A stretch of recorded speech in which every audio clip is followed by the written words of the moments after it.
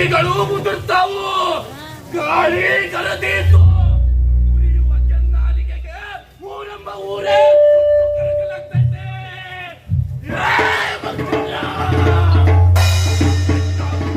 ಎದ್ದು ಕುಣಿತಾವು, ಪ್ರಾಣಿ ಪಕ್ಷಿ ದನ ಕರುಗಳು ಊರೆಂಬ ಊರೇ ಸುಟ್ಟು ಕರಕಲಾಗ್ತೈತೆ.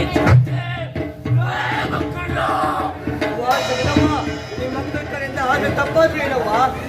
ಊರಾಗ ಸಣ್ಣ ಮಕ್ಕಳದಾವ, ಮನ್ಯಾಗ ದನ ಕರುಗಳದಾವ, ಕಾಡಿನಾಗ ಪ್ರಾಣಿ ಪಕ್ಷಿಗಳು ತುಂಬಿ ತುಳುಕುತ್ತಾವ.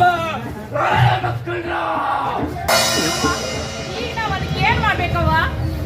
ಊರಾಗಿನ ಮಕ್ಕಳು ಜ್ವಾಕಿ ಆಗಿರ್ಬೇಕಂದ್ರ, ಕಾಡಿನಾಗ ಪ್ರಾಣಿ ಪಕ್ಷಿಗಳು ತುಂಬಿ ತುಳುಕಬೇಕಂದ್ರ, ದನಗಳಿಗೆ ಕಾಲು ಬ್ಯಾನಿ ಬಾಯಿ ಬ್ಯಾನಿ ಬರಬಾರ್ದಂದ್ರ ನೀವು ನನಗೊಂದು ಬ್ಯಾಟಿ ತರಬೇಕಂತೈತೆ. ಆಯ್ತವ್ವ, ನೀ ಹೇಳ್ದಂಗ ಆಗ್ಲಿ. ಮೊದಲು ನೀ ಶಾಂತ ಆಗವ, ಶಾಂತ ಆಗು. ಶಾಂತ ಆಗ್ಬೇಕಂದ್ರ ಮದುವೆ ಆಗ್ತಿರೋ ಒಂದ್ ಜೋಡಿ ಕಾಡಿಗೆ ಹೋಗಿ ನನಗೊಂದು ಬ್ಯಾಟಿ ತರಬೇಕಾಗ್ತೈತೆ. ಇವತ್ತ ಹೊತ್ತು ಮುಳುಗೋದ್ರೊಳಗ ನನಗೊಂದು ಬ್ಯಾಟಿ ತರಬೇಕಾಗ್ತೈತೆ. ಆಯ್ತವ್ವ, ನಿನಗ ಬ್ಯಾಟಿ ತರ್ತೀನಿ. ನೀ ಮೊದಲು ಶಾಂತ ಆಗವ, ಶಾಂತ ಆಗು.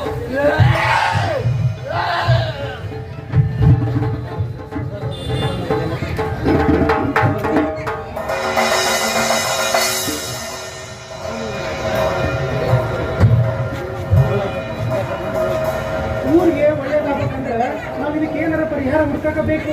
ಹೌದಪ್ಪ, ಈಗ ನೋಡ್ರಿ ಊರಾಗ ಹಣಕ್ ಬಂದ್ ಜೋಡಿ ಅಂತಂದ್ರ ನಮ್ಮ ರಾಮವನ್ ಮಗ ಬಾಲ, ಜಡಗನ್ ಮಗಳು ಗೀತರ್ಮಿ, ಅವ್ರಿಗೆ ಒಂದ್ ಮಾತು ಕೇಳಿ ನೋಡ್ರಿ.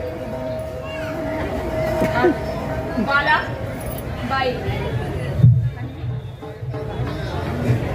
ಅಣ್ಣ, ಇದಕ್ಕ ಆ ತಾಯಿ ಅಪ್ಪಣೆ ಐತಿ ಅಂತ ಕಾಣ್ತೈತಿ. ಅದಕ್ಕ ನನ್ನ ಮಗ ಬಾಲನ್ನ ಮತ್ ನಿನ್ ಮಗಳ ಹನುಮೀನ ಇಬ್ಬರನ್ನ ಗಾಡಿ ಕಳ್ಕೊಂಡು ಏನಂತಿ?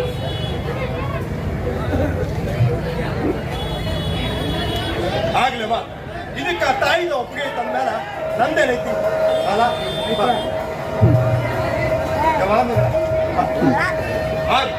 ಹೋಗ್ಬೇಡಿ, ಆ ತಾಯಿಗೆ ಸಂಜೆ ಅನ್ನೋದ್ರೊಳಗೆ ಒಂದು ಬ್ಯಾಟಿಂಗ್ ತಂದು ಒಪ್ಪಿಸ್ರಿ. ಹೋಗ್ಬೇಡಿ, ಒಳ್ಳೆದಾಗ್ಲಿ. ಏ ಬಾಲ, ನಿಂದ್ರಪ್ಪ. ರಾಮ, ತಗೊಂಡ್ ಬಾ. ಬಾರ. ನೀನು ಬಾ. ಹೇಳ. ಹಲೋ, ನಾಟಕ ಮಾಡಕ್ ಬಂದಿ, ತಡಿ ಬರ್ತೀವಿ.